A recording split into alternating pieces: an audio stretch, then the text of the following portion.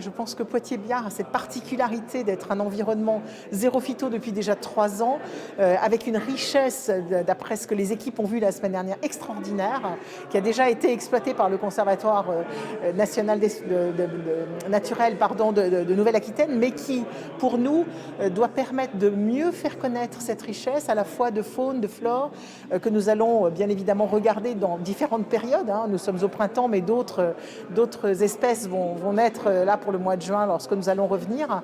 Et c'est pour l'aéroport de Poitiers-Biard de montrer à quel point cet espace est préservé et peut être une richesse naturelle pour un environnement bien évidemment beaucoup plus large, parce que lorsque l'on parle d'oiseaux, lorsque l'on parle d'insectes, eh bien, ils ne sont pas uniquement sur la plateforme, mais ils vont aller jouer leur rôle d'insectes pollinisateurs à l'extérieur.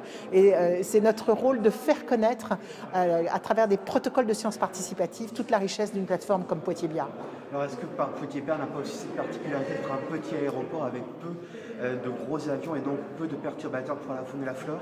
Est-ce que c'est pas aussi pour ça qu'il y a toutes ces qualités environnementales? Alors, de ce que nous connaissons, puisque nous travaillons sur des aéroports petits, moyens et gros, puisque nous avons dans nos partenaires des aéroclubs, aussi bien que des très grosses plateformes comme Toulouse-Blagnac par exemple, que ce n'est pas un enjeu qui est lié aux avions, mais plutôt à la capacité de protéger et de bien s'occuper des terrains qui sont disponibles.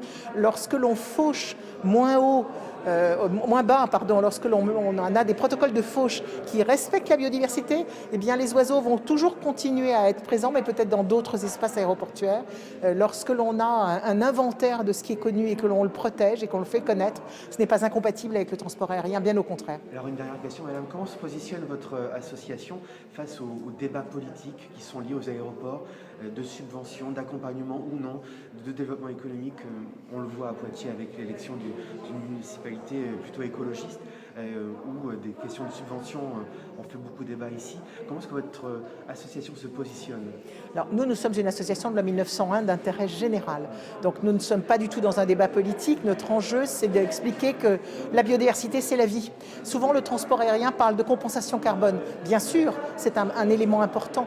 Mais nous, notre enjeu, c'est d'expliquer que la vraie biodiversité, c'est la vie.